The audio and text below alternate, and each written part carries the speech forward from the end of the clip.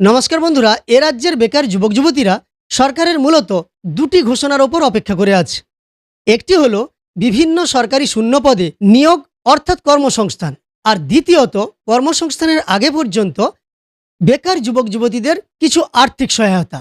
এই দুটো জিনিসের ওপর মূলত এ রাজ্যের বেকার যুবক যুবতীরা অপেক্ষা করে আছেন। সরকারিভাবে এখনও তেমন কোনো ঘোষণা করা না হলেও মাননীয় মুখ্যমন্ত্রীর গত দুদিনের দুটো বক্তব্য আপনাদের শোনাবো। সেখান থেকে কিছুটা হলেও ইঙ্গিত মিলেছে রাজ্য সরকার সম্ভবত এবারের বাজেটে এই ঘোষণাগুলো করতে চলেছে। ভোটের আগে বর্তমান রাজ্য সরকার প্রতিশ্রুতি দিয়েছিল যে তারা যুবশক্তি প্রকল্পের মাধ্যমে বেকার যুবক যুবতীদের আর্থিক সহায়তা করবে, একই সঙ্গে সরকারি সমস্ত শূন্য পদে কর্মসংস্থান করবে। এছাড়াও বিভিন্ন শিল্পের ক্ষেত্রেও কর্মসংস্থান হবে। তাছাড়াও বিভিন্ন লোন প্রদানের মাধ্যমে এ রাজ্যের বেকার যুবক যুবতীদের স্বনির্ভর করা হবে, এমনটা কিন্তু রাজ্য সরকার ঘোষণা করেছিল এবং এখনও মাননীয় মুখ্যমন্ত্রী সেই ধরনের ঘোষণা করেছেন। আপনাদের আমি দুটো বক্তব্য শোনাবো। একটি কার্শিয়াং থেকে মাননীয় মুখ্যমন্ত্রী ঘোষণা করেছেন, আর একটি ফলতা থেকে মাননীয় মুখ্যমন্ত্রী সরকারি পরিষেবা প্রদান অনুষ্ঠানে উপস্থিত ছিলেন এবং সেখান থেকে তিনি যে বক্তব্য রেখেছেন সেখানেও কিছুটা ইঙ্গিত মিলেছে। তো চলুন এই ভিডিওতে আমরা সরাসরি সেই সমস্ত তথ্যগুলো দেখে নেব। তবে মূল পর্বে যাওয়ার আগে আপনাদের কাছে ছোট্ট অনুরোধ করব, চ্যানেলে নতুন এসে থাকলে প্রতিনিয়ত গুরুত্বপূর্ণ ভিডিওর তথ্য পাওয়ার জন্য চ্যানেলটিকে সাবস্ক্রাইব করে পাশে থাকা নোটিফিকেশন বেল আইকনটা অল করে রাখবেন, আর ফেসবুক থেকে দেখে থাকলে অবশ্যই পেজটিকে ফলো করে রাখবেন।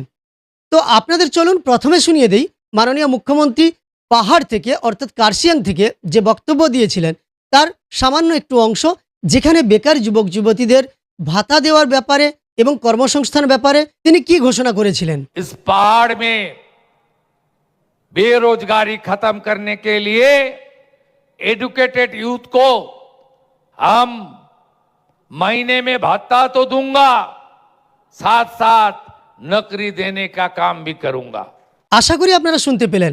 মাননীয় মুখ্যমন্ত্রী পাহাড় থেকে অর্থাৎ কার্শিয়াং থেকে তার বক্তব্যের মাধ্যমে কিছুটা হলেও ইঙ্গিত দিয়েছেন যে এবারের বাজেটে বেকার যুবক যুবতীদের একটা ভাতা দেওয়া, তাদের কর্মসংস্থান হওয়ার আগে পর্যন্ত, একই সঙ্গে তাদের বিভিন্ন কর্মসংস্থান করে দেওয়া। ফলতা থেকেও মাননীয় মুখ্যমন্ত্রী এই ব্যাপারে কিছুটা ইঙ্গিত দিয়েছেন। এবার ফলতার বক্তব্যটা আপনাদের শুনিয়ে দিই।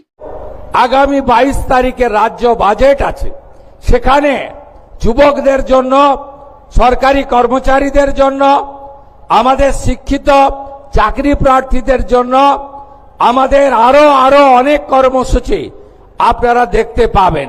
যেহেতু বাজেট আছে আমি তার আগে বলতে পারবো না। অন্নদাতা ভগবান, কৃষক যারা আছেন, কৃষকদের জন্য, তাদের জন্য আমরা কর্মসূচি নিতে চলেছি। আপনারা আমাদের সহযোগিতা করুন এবং আপনারা যে আশা ভরসা নিয়ে আমাদেরকে ক্ষমতায় এনেছেন, আমার কথা মেনে আমার অনুরোধে সাড়া দিয়ে লক্ষাধিক ভোটে ফলতার বিধায়ককে জিতিয়েছেন এবং আপনারা যে গণতান্ত্রিক অধিকার আমাদের সংবিধান দিয়ে গেছিল সেই সাংবিধানিক অধিকার পেয়েছেন, সেটাকে মর্যাদা দেওয়ার দায়িত্ব আমার। আশা করি আপনারা ফলতার বক্তব্যটাও শুনলেন। দুটি বক্তব্য থেকে এটুকু পরিষ্কার হওয়া যায় যে কিছুটা হলেও মাননীয় মুখ্যমন্ত্রী ইঙ্গিত দিয়েছেন এবারের বাজেটে বেকার যুবক যুবতীদের জন্য চমক আসতে চলেছে। চমক কি অর্থে বলছি?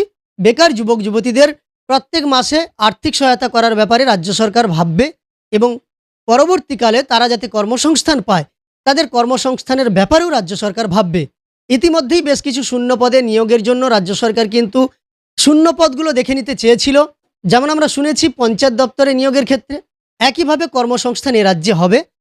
তারই সঙ্গে কর্মসংস্থান না হওয়া পর্যন্ত বেকার যুবক যুবতীরা সরকারের কাছ থেকে আর্থিক সহায়তাও পাবেন। দেখা যাক, বাজেটে ঘোষণা হলে পরিষ্কার হওয়া যাবে। আপনাদের সামনে সেই তথ্যগুলো রাখবো। আপাতত যেটুকু ইঙ্গিত মিলেছে সেই তথ্য আপনাদের কাছে রাখলাম। আপনার মন্তব্য কমেন্টে জানাবেন। ভিডিওটি ভালো লাগলে একটি লাইক করবেন, চ্যানেলটিকে সাবস্ক্রাইব করে পাশে থাকা নোটিফিকেশন বেল আইকনটা অল করে রাখবেন, আর ফেসবুক থেকে দেখে থাকলে অবশ্যই পেজটিকে ফলো করে রাখবেন।